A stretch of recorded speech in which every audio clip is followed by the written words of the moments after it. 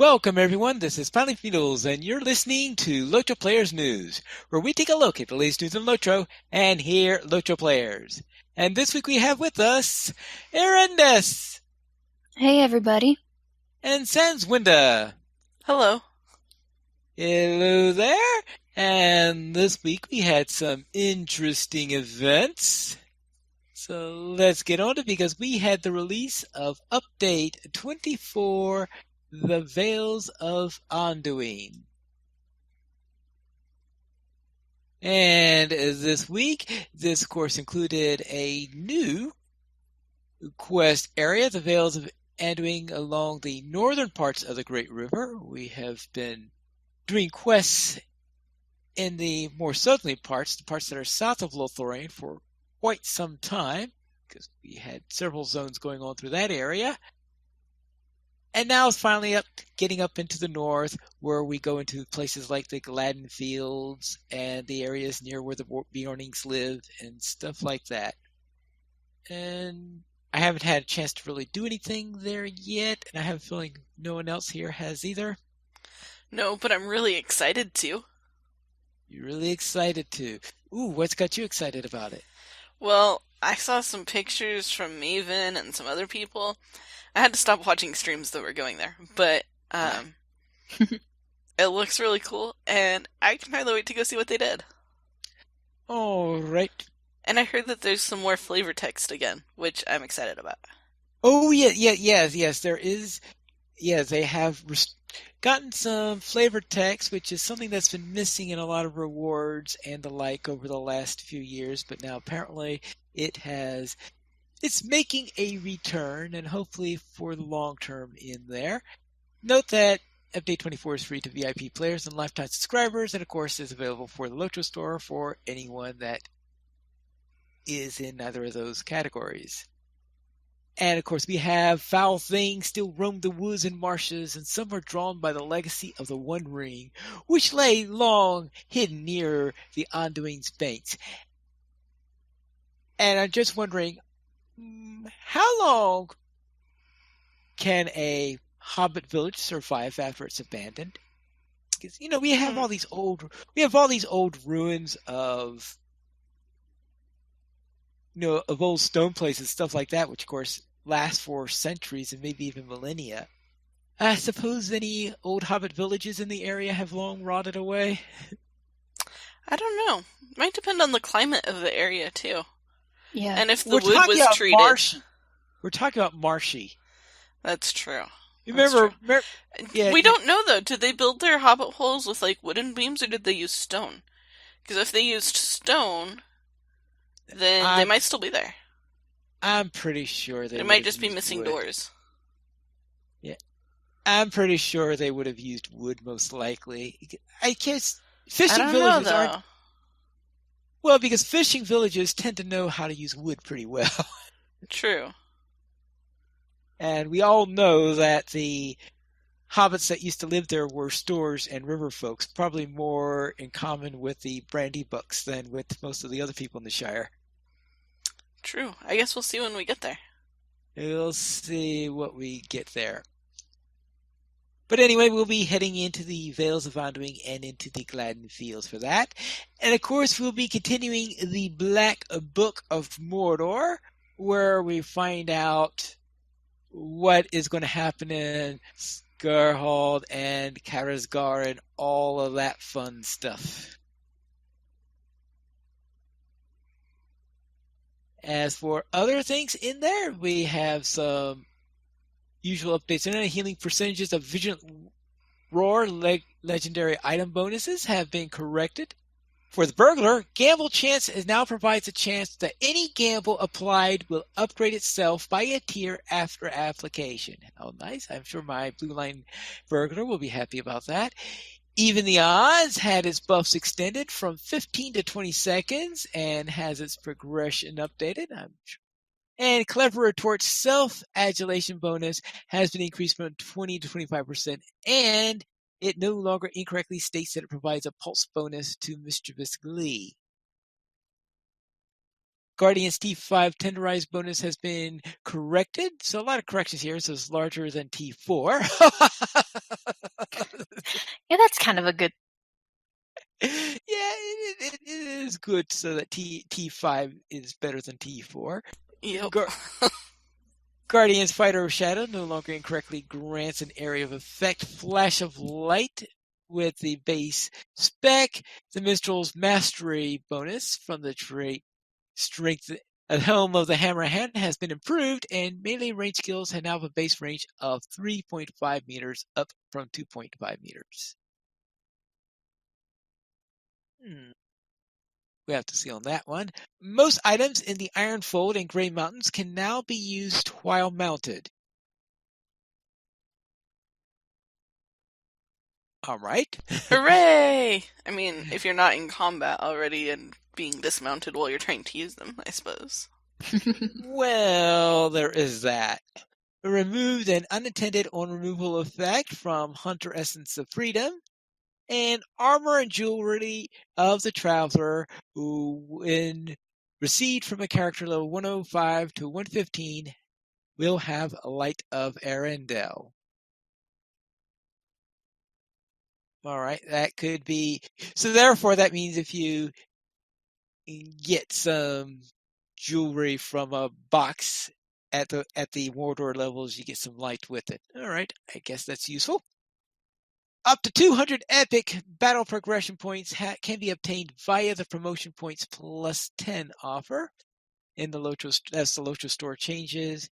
NPCs, a confirmation dialogue has been added to the vendor's sell all button. Hasn't there already been a confirmation dialogue?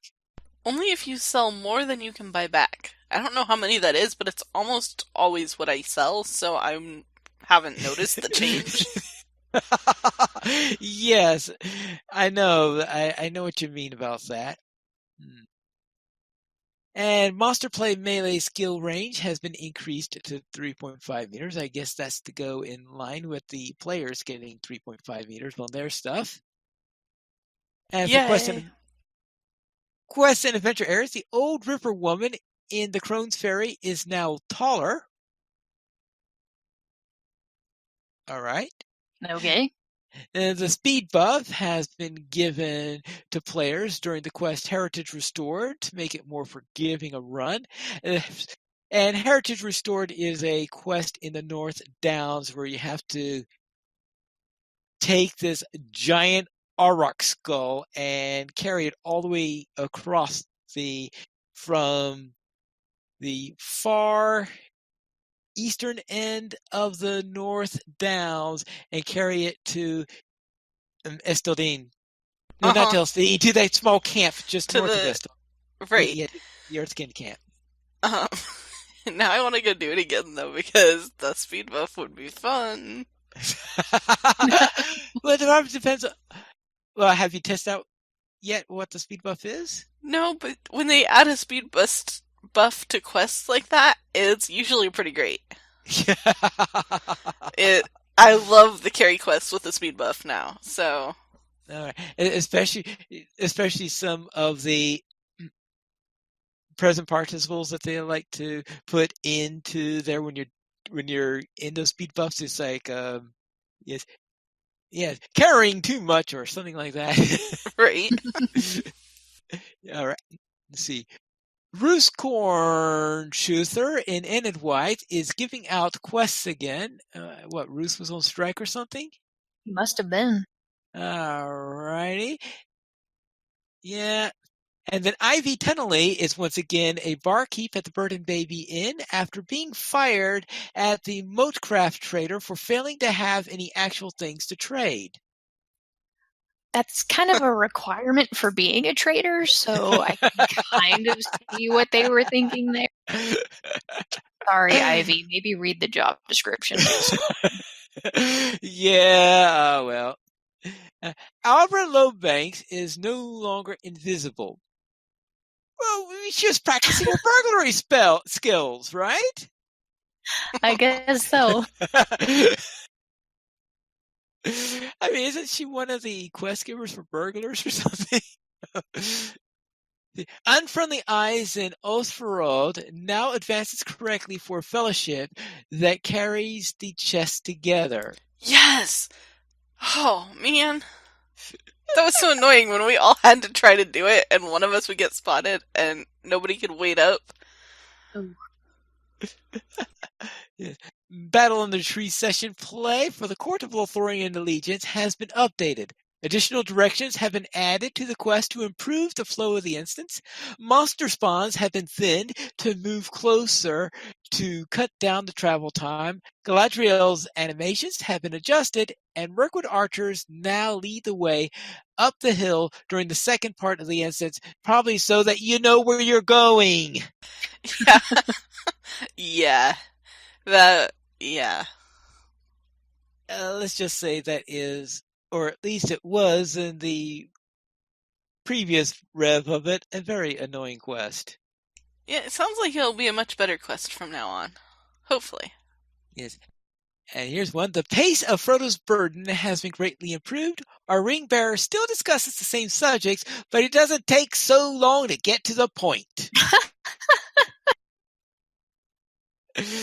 Anyone who's done Frodo's burden knows exactly what they're talking about.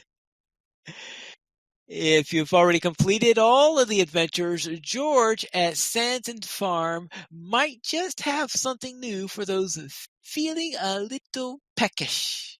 Ooh, that's cool. Now, is this a... This means that you have to have cross for the roads in order to get this new quest, or what? I don't know. I didn't go talk to Sanson Yeah. or George, but I also have not done it yet, so, you know. Well, you do have a point on that, all right. And Bree, Mickledelving, Hobbiton, Dolan, Caladim, and Thorns Hall all now have slow and swift travel routes to their nearest housing neighborhoods. Yay! Question though, do they have do they have slow or swift travel routes back? That is a good question. We are going to have things to test out before the next episode, it sounds like. And we need to be making a list. Who's got the homework check? All right. First item is, all right, on housing travel routes, way back. I'm sure that I'll be completely unable to read my handwriting at the end of this episode because that's what happens. All right. We need to check to see if... Oh, I just had it and I just lost it.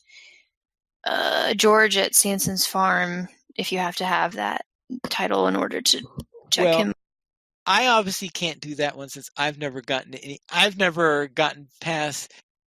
even completed the Bree one, much less any of the others, so...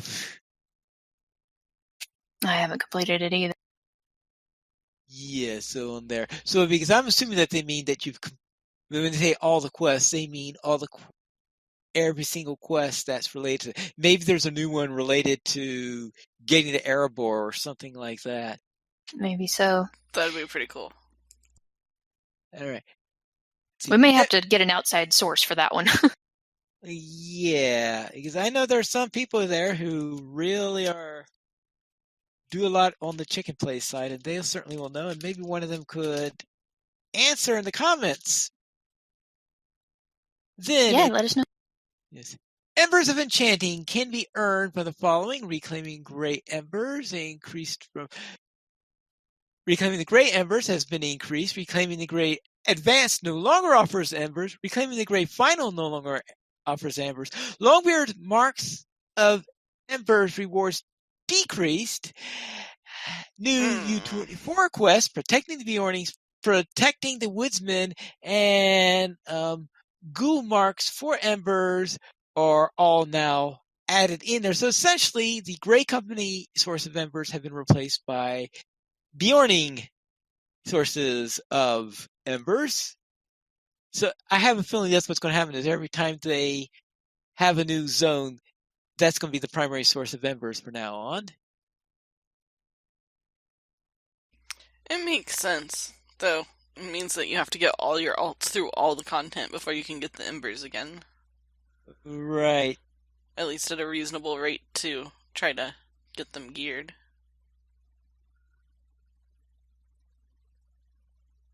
Yep. That's the case. So that's the next little item in there. Then, of course, the really fun one we have is, of course, the updates to the virtue system, where, yes, we now have the virtue experience system in place of the previous earned specific virtues that are replaced. And right now, we have a little bit of research to do on this before we could definitively say what's going on in there, I'm afraid.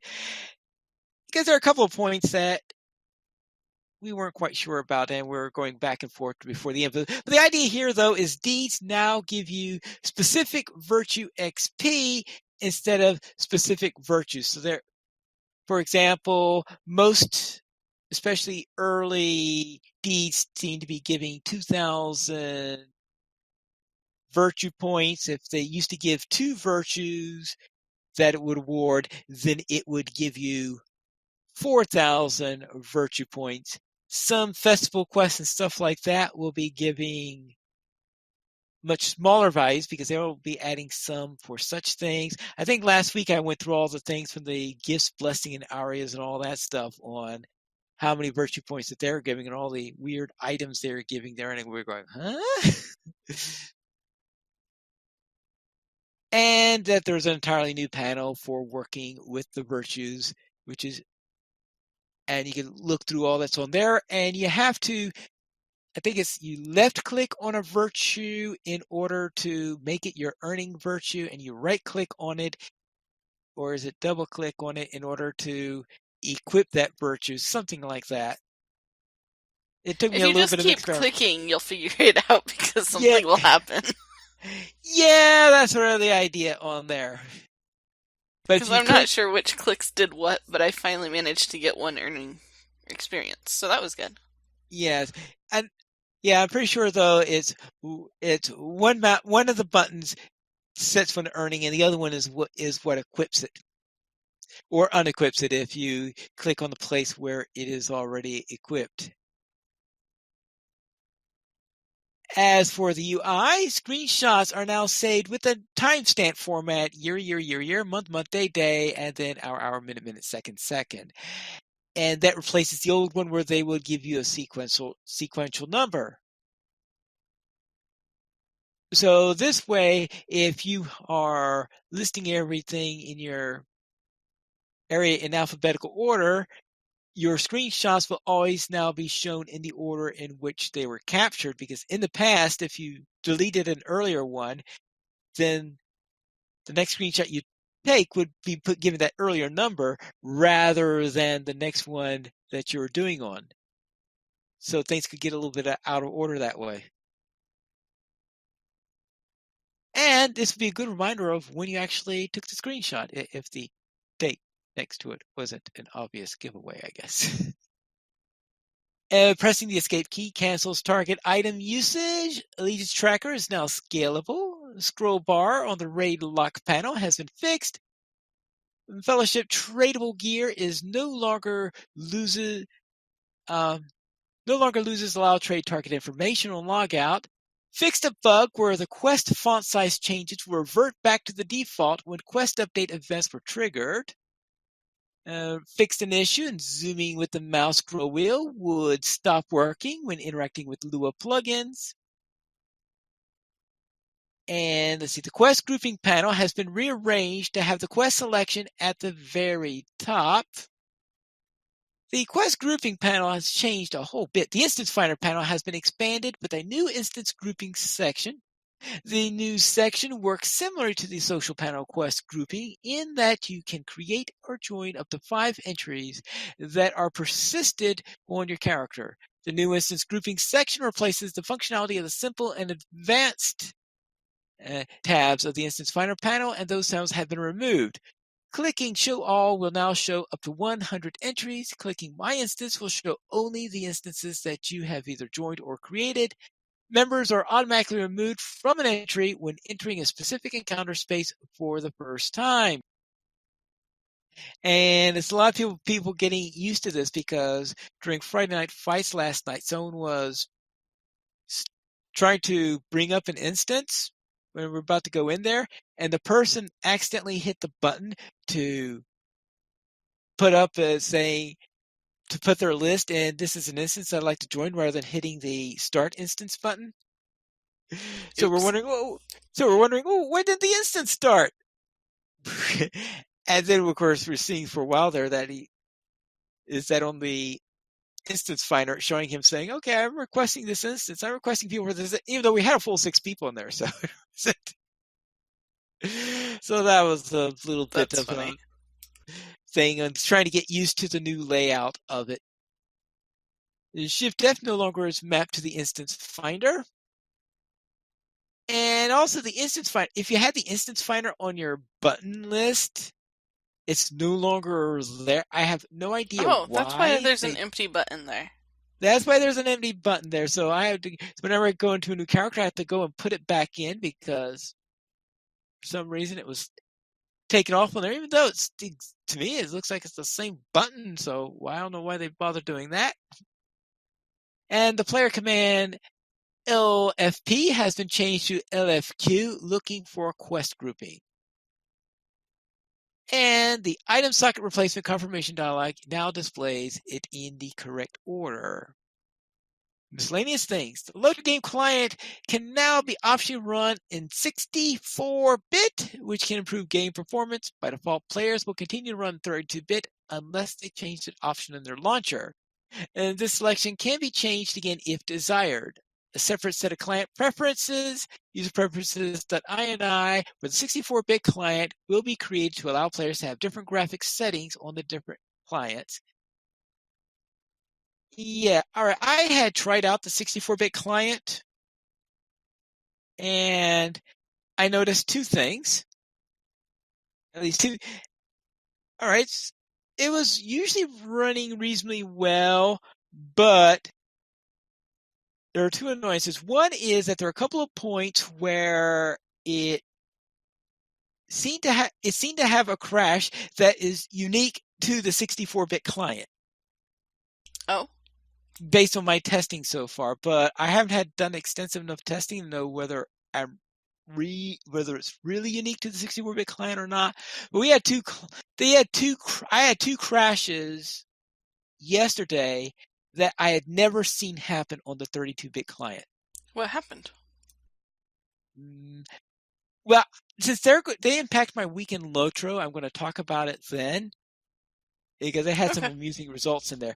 But yes, but there are a couple of crashes I don't recall seeing anywhere else in there. And the other thing that was weird with the instance finder, I mean, not the instance, with the 64-bit client, is that whenever you launch and then you exit, when you exit, it no longer, the 64-bit client, it does not show the list of servers again. It doesn't return to that. It stays on what the launcher says when you are running the game. Because when you're in 32-bit client, it returns to showing you what the servers are. So therefore, you have to exit out of the launcher, relaunch the game, relog back in, and then go through it again, which is a real pain to do. And between those 2 items, I've reverted to the 32-bit for now.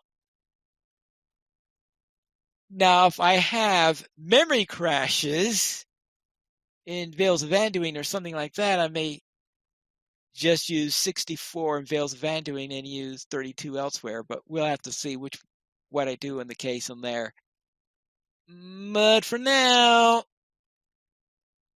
I'd switch servers a lot, and sometimes one after another. So I really like it that I don't have to relog in every time I want to change servers. I don't know. Have you experienced anything like that?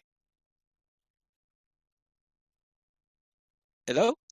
Well, I'm thinking, because I've always had to, completely reopen the launcher and log back in to get to the list of servers if I choose the wrong one. That's because that's probably because of the options you have selected. Because So there is an I've been trying to option. figure out what option would make that so it doesn't happen, because I've always had to do that, so it didn't seem different at all. Me too. Okay. Right, because I had an option open that, let's see what this option says. See, the option is keep launcher open. And that's one of the launcher options. That's a few above the point where you select which client you're using. Right, I just figured that would keep the login window open. Well, what it does is it keeps the launcher. Well, actually, if you have allow multiple game instances, that's what keeps the login one open. So because it allows you to log in more than once. But if you don't have allow multiple game instances open, then what it does is that as soon as you exit the game, it goes back to showing the world list. At least on the 32-bit client. The 64-bit client, it shows you the thing still saying the game is running, which is what it says when you're actually running the game, and you don't have allow multiple game instances open. Okay. Interesting. So, yes, you didn't know it was a problem there because you didn't depend on that setting. Okay. Well, and I allow multiple game instances because... Oh, you allow multiple game instances because you log in more than once sometimes? Yeah. So, because right. it's easier than logging in on laptops side by side or something. Well, there is that. I only have one account, so... Fair. I obviously don't worry about doing that. Then, the other thing they noted is that the sky in the landscape during character selection has been fixed. Yay! There are, of course, also the usual set of known issues. Good to be home, some NPCs will initially be phased out despite their quest rings appearing on the radar, but after certain quests are completed, you'll be able to advance this quest. Okay, and quests befriending critters, knowledge of taming items granted by Radagast during the befriending critters quests are missing text telling you not to remove the items from your inventory. Doing so will cause progress in the Tender of Beast deed to be reset. Once both Tender of Beast deeds are completed, the knowledge of the taming issues will be automatically removed from your inventory.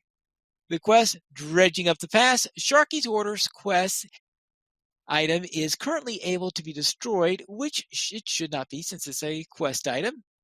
Removing the item from your inventory will cancel the quest and block you from progressing further in the region. Please do not destroy the item.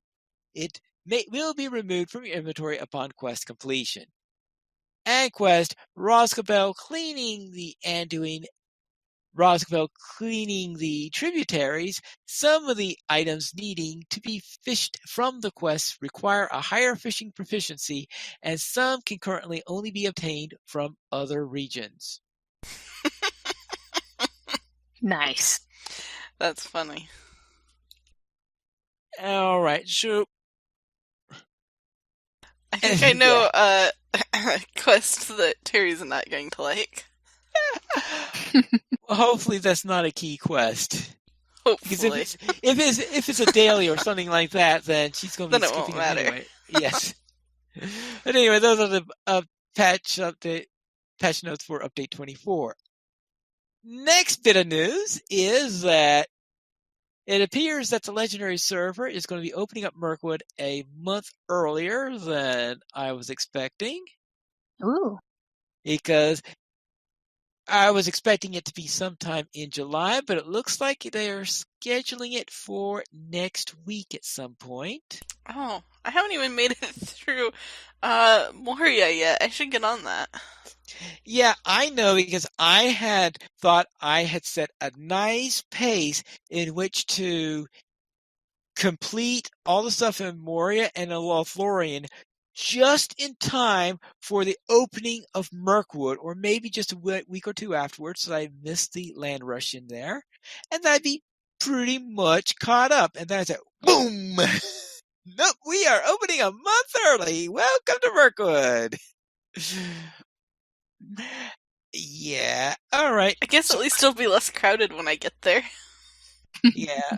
So I've been accelerating my pace a little bit this week, but I'll probably be still maybe arriving I guess 2 weeks after, maybe 3 weeks after the opening of Mirkwood.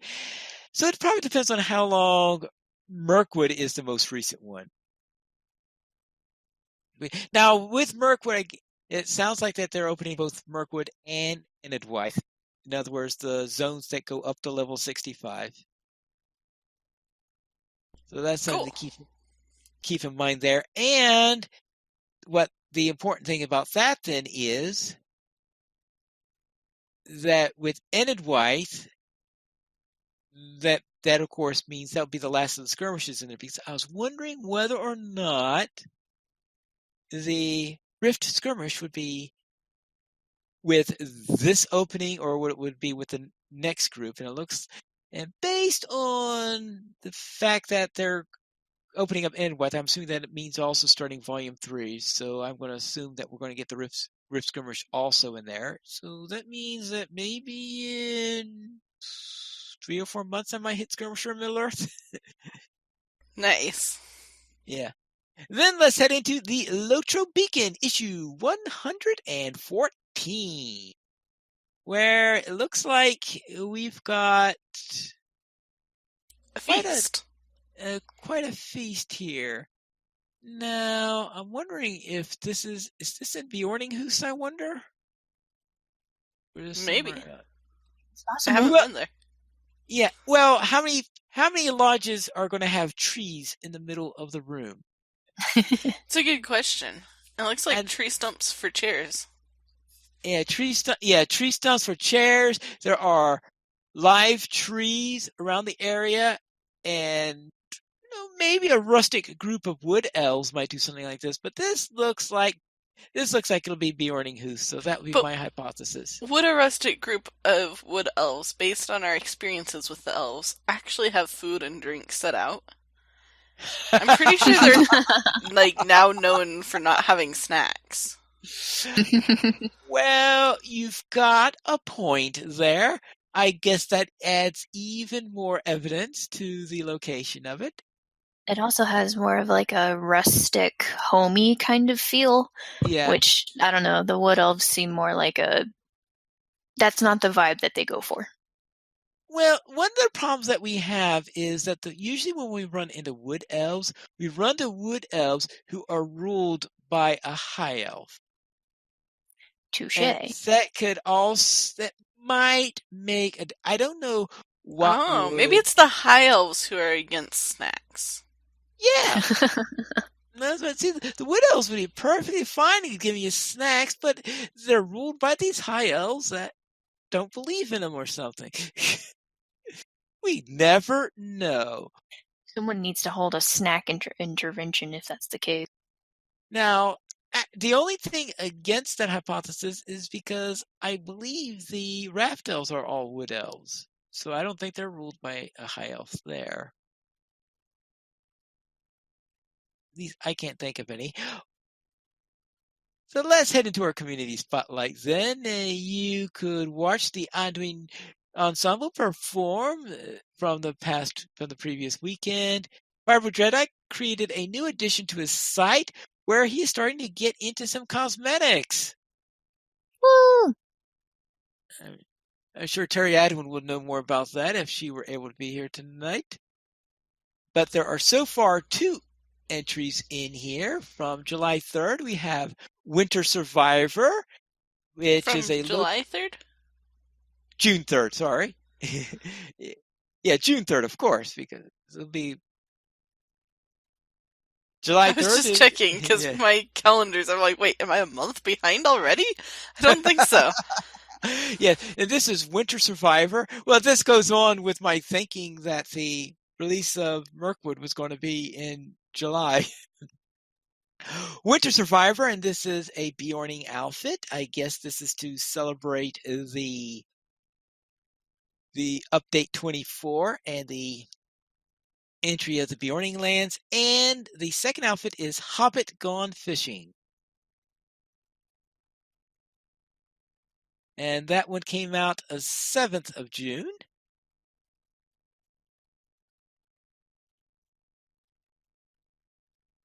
And let's see, Farmer's Fair reward, Dunland Quest reward. Okay. Well, Dunland Quest reward will be but see weaklings. Yeah, Dunland Quest rewards. Problem with those, of course, is that they're not very legendary server friendly. But there you go. Fibro Jedi is now doing cosmetics, and you can watch X Squared Creator Contest results. X Squared. The X Squared creator for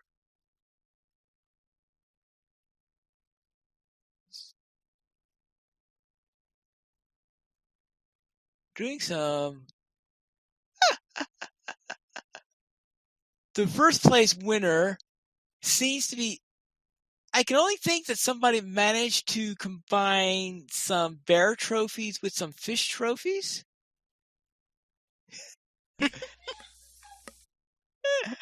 All right. That is. Yes, the results are in. Let's see, I won't go into details and notes and rankings, just the interest to date rewards, top 5. Yeah, unfortunately, I guess I totally missed what this was all about, but it seems like creating creative things with housing decorations. And some combinations, like the second place person seems to have this thing from Nurzum on top of I presume that's from Nurzum. It looks like something from Nurzum. And the floor, though, is gold coins. It's the gold coin floor. Nice. And yes, this was an event. It's the only rules for the goal for this contest was to create and invent a decoration with only 10 decoration items and not one more. And then there were rewards given out, and it was held for about, let me see. I don't have a date on here, at least a couple of weeks. All right. Well, these are some very interesting things that you could do. Now, I'm sure you couldn't have a contest like this before they allowed you to move decorations back. The movable hooks has created some interesting things you could do now. Yeah, and all the pictures are really cool, and congrats to everyone who made it on the list. Yes, congratulations to everyone for that. Now let's head into the Kin Hall. Rangers of the West is an active, low-key, and socially focused kinship on the Gladden server, recruiting players of all levels, classes, and degrees of experience on the Gladden server. You can click there to check out their website. Now, they have the unfortunate thing where they have their kin meeting on the same night as the Mythgard kinship has it, and members of both kin, so it's sort of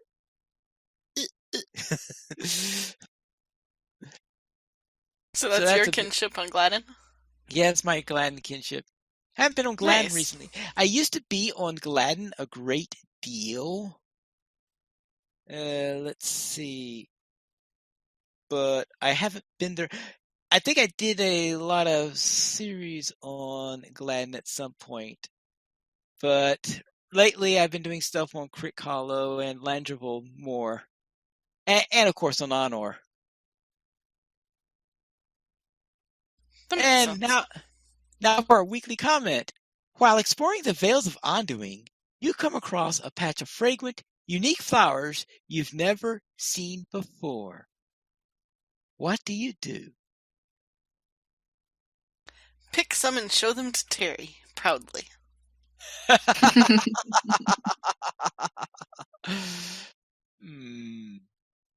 Pick some and show them proudly to Terry. Let's see. Well,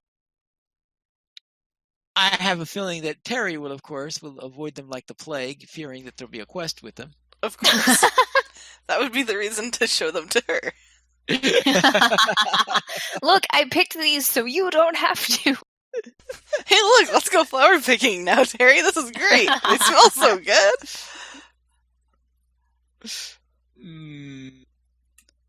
Yes. How about pick them and bring them to Radagast for identification? Ooh. Oh. Or, we could sketch them and take it to Radagast for identification, because maybe they're really pretty and they smell really good, but they're poisonous. You've got a point there. Yep. This, of course, works very well if you're... if your character is an artist, especially a natural artist, so we say. They're make-believe characters. Of course they can be artists. They can be really great artists. Or you could find a friend who is a great artist. Hey, can you come and, draw these flowers for me? You dragged me all the way here for this. Yes, please draw these. I need to know what these are. I could just... I was just thinking of that hobbit in... Let's see... Woodhall, I think it was, who loves to paint flowers. Oh. Was this an Elvish painting? And all of us are like, yeah, no. No, are you really an elf?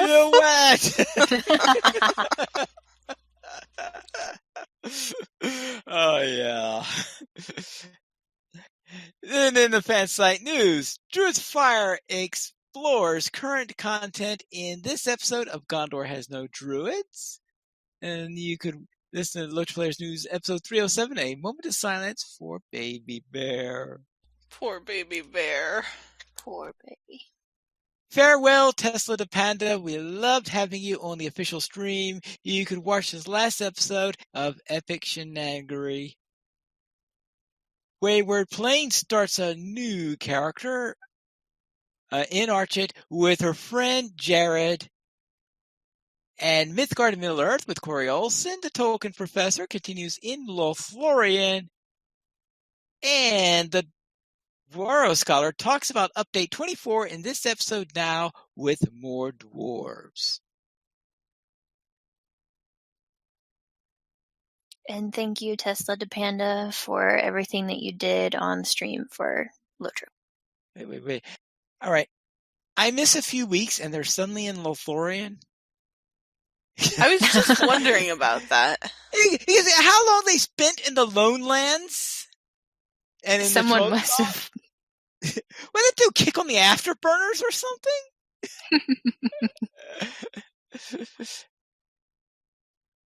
And for our screenshot of the week, the screenshot is by Nath, who is visiting one of the tunnels in the latest update. That looks so cool. Oh, Really yes. does. And that's all I'm going to say on that, even though I have encountered it in game, but obviously I'm not going to explain where or why due to spoilers and all that fun stuff. I'm looking forward to getting there. Yes! Oh, yeah. Hopefully everybody could be well and not working for our next usual meeting. Hopefully. I'll try really hard. Yeah. Let's look into our store sales this weekend. Arandis, what's on sale? This week, we have 25% off now through June 13th on select vault storage and shared storage, select inventory slots, and currency cap. So for those of you like me who have insane inventory problems, this sale is definitely free. Yeah. The weekly coupon gets you a Tome of Tracking ×1 with coupon code Tome Tracking now through June 13th. Pineleaf, can you please enlighten me as to what What stands? Oh, yes, Tome of Tracking? Yes, a Tome of Tracking is an item where when you click on it, or I think it's when you open up the package or something like this, it's probably situational that is it gives you a tome that you could use for the next 5 minutes that effectively allows you to track something similar to what a hunter could do. Oh, okay. That's cool. And you'll have to check the description to see what it tracks, because it might track like only humanoids or only animals. So Gotcha. you'll want to note that before you try to use it to track something. I'm terrible at remembering to use like the tracking tomes or the Drownholt compasses or anything like that. Yeah. Um, the Drownholt compass is very definitely a humanoids only. There was a quest reward. I don't know if they still give it in Ivendim. I think at first it did nothing, but now later on it became a tome of tracking for natural creatures. I think the tome of tracking might be a generic one that would track anything, but I don't know that for sure. So yeah, read the tooltip. Yeah, read the tooltip, especially before you buy it. Gotcha. And also before you use it, of course, so that you'll be able to make sure you don't go through all the trouble and oops. LOTRO Players News. We have for our site news this week 64-bit client and other U24 short guides, a little guide by Squirrel. So he talks briefly about the various things, and yeah, I can see here Squirrel seems to have allow multiple game instances checked and keep launcher open unchecked. When I look at his settings. Which is what I generally have as well. Yeah. Right. Anyway, it won't make the game look prettier in general. You can increase the graphics without previous risks and costs of crashing, though. It won't fix all crashes, stutters, and lag. It will only fix a good portion of the reasons it does, and let a PC or laptop previously not able to run the game to play it at all, of course. So obviously it's not going to fix everything in the world. Just remember it's a 64-bit client, so if your system does not support 64-bit, it's not going to do you any good whatsoever.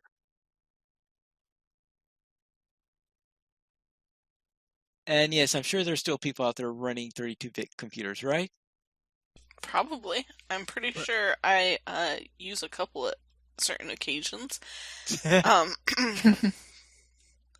I know we still have to, when we test our software at work, we still have to test it under 32-bit because some of our customers are, most of the computers our customers are using are 64 ones. Some of them have some old computers, especially ruggedized ones that are still 32-bit. So we need to still support it. And so he talks about the 64-bit client, what it does, what it won't do, and how you get to run the client. It also talks about where you continue the Black Book of Mordor, and that is to speak to Durin in the upper level of Skarhald. And how do you get to the Vales of Anduin? He gives you 4 ways of getting there. From the Forest Gate in northern Mirkwood, from the northeast path from the Misty Mountains, the northeast path from Lothlorien, and of course, if you're a Bjorning, you already have a port to the first major hub. Because the first major hub finally comes in very handy. Yeah, it comes in very handy because you have a racial port to the first major hub of the Vales of Anduin. That's pretty awesome. Yeah.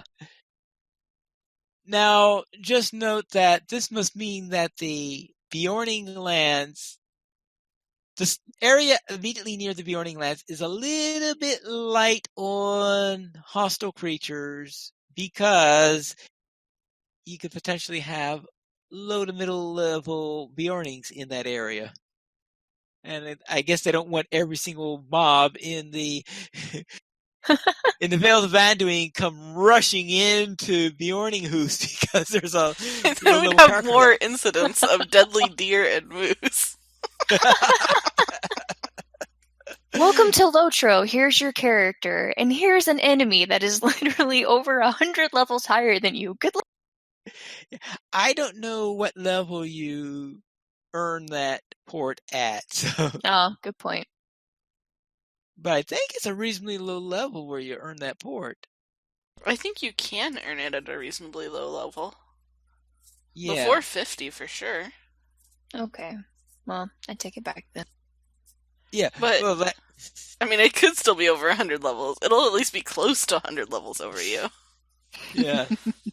And as Professor Corey could attest, that makes even the usually peaceful deer rather hostile.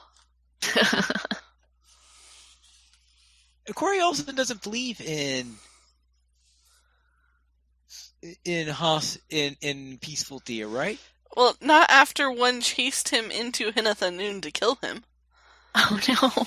Well, you got a point there. Oh, by the way, Tired Dwarf, I know, concerning an earlier comment we made, feels that the Raft Ills are still under Thranduil's rules, so therefore would be civilized through that way. I guess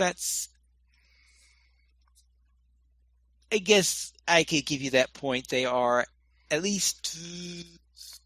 They're at least closely associated They're with close. Thranduil. I have a feeling that And more probably recognize him as.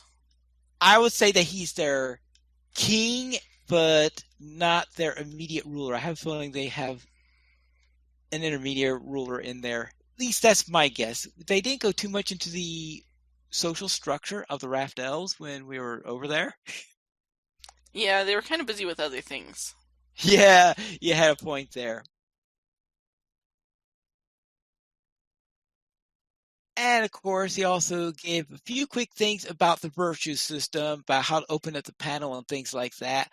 He wasn't going into a blow-by-blow into the new virtue system. Maybe he'll have a guide for us next week on that, or that somebody will have the information we need in order to give a coherent discussion of the new virtue system. Yeah, we need more information. I want more information. Yeah, I'm afraid that based on what are the different opinions we had on some things, that we were thinking that if we talked about what we were thinking about on the new virtue system, it might be that some misinformation might get out there or something like that. So we decided to hold our tongue for now. Hopefully we'll have a chance to really talk about it next week, perhaps. Now, of course, he also talked about the new not the new location, but the new naming system for the screenshots. And they also talked about our friends, the known issues. Hopefully we'll have a little bit more on that as things go along, and maybe he'll start to get some more detailed guides on everything as time goes on, because right now we've only had a few days in which to get things done. So let's head into our new player question, though I have a feeling this is a question that we won't be able to answer this week. We can answer part of it, maybe. Yeah. Well, if it makes it easier, we can just hold it off until we get more information on the new virtue system, because my question was, can we please go over the new virtue system? In very general terms, we can. I think we already did that, though, didn't we? Yeah, since we basically already did that, let's hold off on this one, and maybe we can go further in depth once we have more information. So stay tuned for that one. Okay. Then let's head to our weekend LOTRO. Erendis, what were you up to? I was not able to play that much this week, but when I was able to play, I was in Mirkwood around and I'm sorry if I butcher this, the Ikad Sirion kind of area, that major, like that main hub kind of in Mirkwood once you cross over the river. Yeah, the starting area. Yeah. And so I was just doing a whole bunch of quests in and around there, and for one of them, you have to go, you're kind of searching in the area, trying to find various orcs and things to kind of send a message to, I guess, while also looking for some other messages. And so I came across a camp, and I was tabbing through to see what kind of enemies were in there, and I saw that there were, a couple of orcs standing at the front of this camp that were orange. So they were maybe like 3 levels above me or so. And I thought, okay, I'm a champion. I'm going to try it. Let's see what happens. I take 1 step forward. 1 step. Right? Mind you, I'm at a good range at this point. I mean, I'm not standing on top of them, but I'm at a pretty good distance. I take 1 step forward. I pull like 6 of these things and immediately went, oh no, and turned around. I hit my my sprint and just went, and they chased me for who knows how long. I think all the elves in the area were probably laughing at me, but because I had this train of orcs behind me, and I'm going, why in the world? Because they were keeping up with me even with the speed boost. And I was going, wait a second, what did I just pull? And so, I saw that they had a buff, and it was, these orcs are dangerously enraged. Yeah. Oops. That would have been nice to know before accidentally pulling all of them, but beggars can't be choosers. Yeah, I believe that's the camp where there are 2 entrances to it, where one entrance is, this has many elite and powerful and angry ones. And the other one is, there's nobody here. And you're supposed to scout the camp and find out which one is which. Yep, I guess I did it wrong. Yeah, I guess you found out which one had the aggressive ones. Yep, I found that one pretty quickly and hightailed it out of there. But that was, the most memorable thing that happened. So that was pretty much my week. Sansunda, how was Well, I didn't get as much LOTRO done as I wanted to this week, but for the girls' stream, I ran resource instances with Maven while we tried to figure out a DLL file issue that one of the other girls was having. And that was a lot of fun. We took out a bunch of scourges. I might have insisted on hunting them down. But they died pretty easily, and it was fun. Well, not so easily that it wasn't fun, but it was pretty cool. And I helped defeat a champion while on my warg, and I was so proud of myself because champions are notoriously dangerous to get close to if you're on a warg, especially if your warg is not very highly ranked. Though I guess rank 6 wasn't horrible. But yeah, I ran in and got in a few hits and ran away from the flashing blades and ran back in when I realized I hadn't even really been hurt, and it was pretty awesome and totally helped defeat the champion. And then went link dead trying to get to the river outpost, so I'll probably log back into a very dead warg, but I haven't had a chance to log back into the warg yet, so we'll find out when I log back in. And then I decided to log in one of my regular characters and just take a look at new stats and virtues and what I need to do and how far behind I might be or how caught up I might be. I was really hopeful that I would be further ahead or at least as close to ahead, but with the virtue changes, I lost virtue mitts.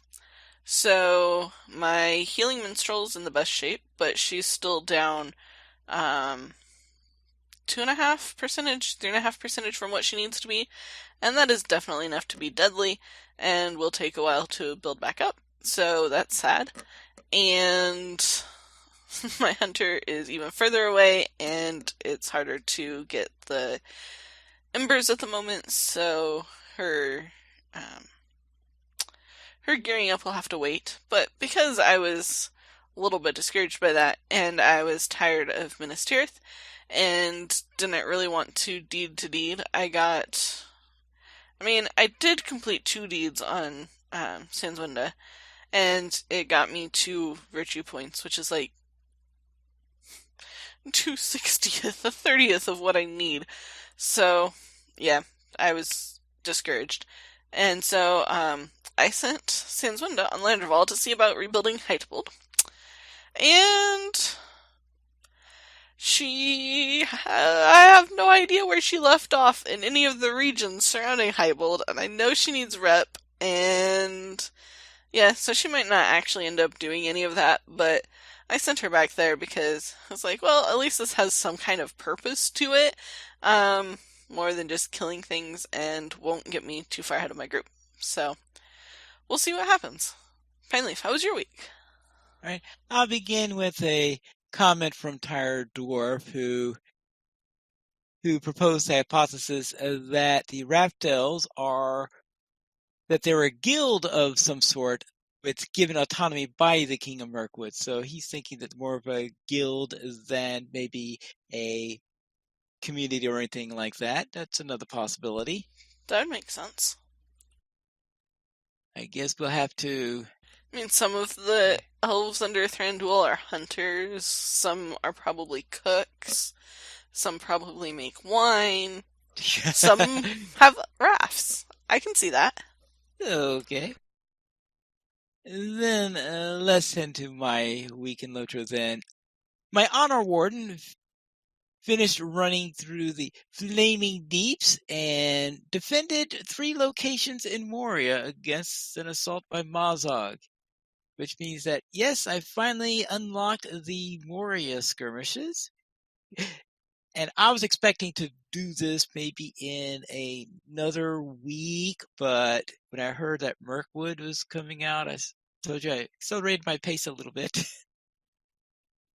Whee! Then, on the field trip, I was in another group, and we went into the Flaming Deeps. That's about as far as we got. I know. Flaming Deeps? Where does that sound familiar? But during this time, one of the things that we did was we cannot get out. How did it Right. go? Well, I was running We Cannot Get Out. Actually, it couldn't have been right. Yeah. Running. Yeah, We Cannot Get Out. I was running. Everything was seeming fine. And boy, my dwarf was ripping through the orcs like crazy. I'd never seen that dwarf rip through orcs so quickly. I'm halfway through the section where, let's see. Oh, right. Because I think about in the middle of the part where you just finished killing the orcs through that big, long battle in the middle of the area and you're getting ready to go up the stairs. Mm-hmm. And at that point, I crashed out of the instance. Ooh. First time I ever remember crashing out of a session play. And all the time I've been playing in LOTRO. That was weird. I get back in, and when I get back in and log back in, it says, okay, resuming session play. It picks up right where I left off. Everything seems to be all nice and fine. I go on, I follow. We continue on, finish the part where you go up there, see the Balrog, run back to the Bridge of Khazad-dûm and run across it, talk to the person, ready to go to the 21st hall, and it drops me out of the instance at that point. Apparently it didn't know about whatever was to follow. Okay, fine. So I reran it, going all the way through that all again. Now, keep in mind here that while I'm doing this, I am playing with another person, so therefore that other person is not waiting for me in order to finish this instant. So I had to start all over again, get back in there, run through it, and of course I'm not doing nearly as wonderfully this time around as I did the previous time. Oh. But I do get through everything and do eventually finish the instance. This time I don't crash, and this time I don't have a problem there. And I was thinking it was strange because I'd never had a crash in that instance before. So I'm wondering, okay, is this 64-bit client issue or is this a... You did too much damage too fast, finally. Can I keep up with you? Well, it could be that, or was it that just a random crash that occasionally happens that I just never noticed in the past? I have absolutely no idea, but this is something I have to keep in mind. Then on the field trip, No, that was the field trip. Yeah, that was the field trip one. Then on Friday Night Fights, we started out by running the Fence of the Prancing Pony.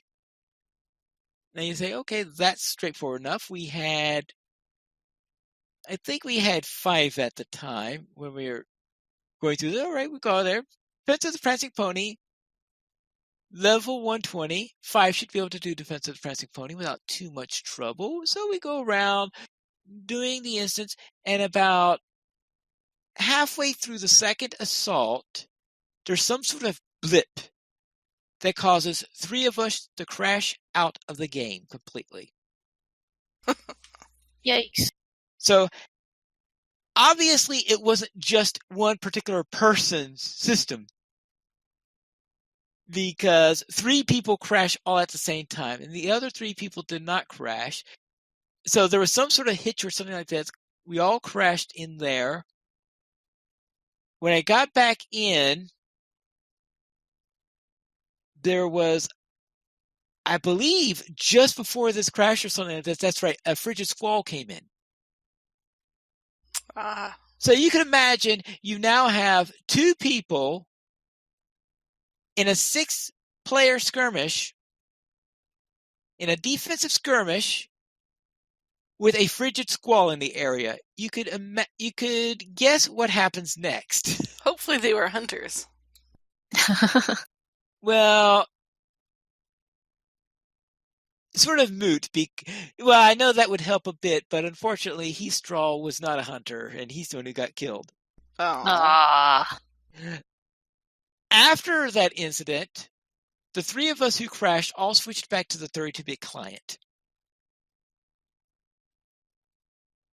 And so I've been playing. Now, you got to remember, is already with this crash and having to get out and all that fun stuff, I already had this thing about this annoyance with the 64-bit client not keeping the server list. I know you guys didn't even know that it was possible to get that list staying up in there, but for me, I you had depended on to log back in normally, Piley. Oh dear. Yeah.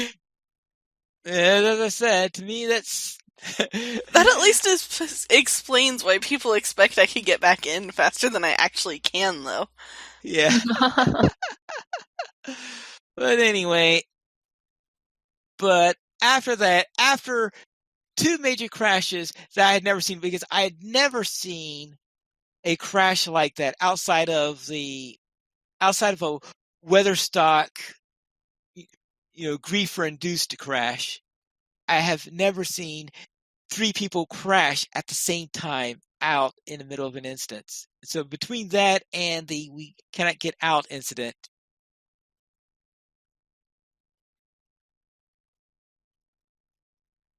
that's the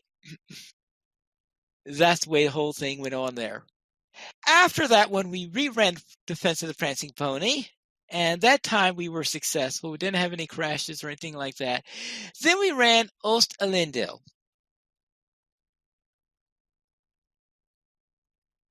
And I had reasonably fond memories of this instance.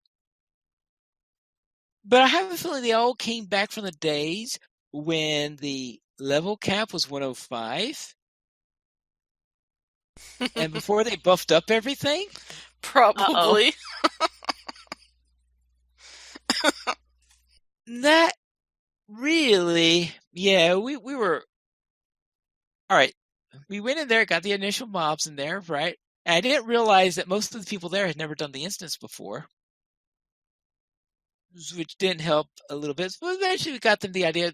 In the second room, we wiped the first time because people were quite under. We only had 1 tank then. So one of the champs decided, all right, he'll tank the boss while I tank everything else. And we went back and forth. So that went a lot better after that. Then came the boss fight. When we started getting about 5 or 6 of those armor things all at the same time, yeah, especially considering every single one of them, Runekeeper in the area runs straight to the Runekeeper before I even notice that they have been activated. Yeah, it didn't. So that didn't end well either. Oh well, it was worth a shot though. And Tire Dwarf says, added, he also meant to add a guild that grew into a community. And I'm just, when I think of a guild trading place turning into a community, the word that comes to mind, I know it's not used, the word is not used in that sense anymore, but in the mercantile sense of the word factory, that is what I'm thinking of the place. I know in the modern sense of the word, obviously, it's nothing like a factory, but thinking about, but just imagining this as this whole thing where guilds running an entire community or something like that, as semi-independent of the local rulers. But we currently have 19 supporters on Patreon. If you'd like to join this illustrious rate of players and help support LOTRO players, simply go to the donations page where you can support the Players Alliance on Patreon. There you'll find rewards, including a mention on the podcast of your choice, or you may guest with us for an episode of LOTRO Players News. This week we did not receive any emails, so if you can send us one, you can send it to podcast@LOTROplayers.com. You can also follow us on Twitter at the Players Alliance, at Players Ally, at LOTROplayers, at LOTROplayers, Arendis at Arendis, Pinely Fit, Pinely Needles, Sends, Winda Essen, Winda, and Terry Edwin at Terry Edwin. And the Players Alliance has 2 shows on Thursdays at 7 p.m. Eastern Time. We have DDO Players News, and on Saturdays at 8:30 p.m. Eastern Time, we have LOTRO Players News. You join us for our shows at LOTROplayers.com/live.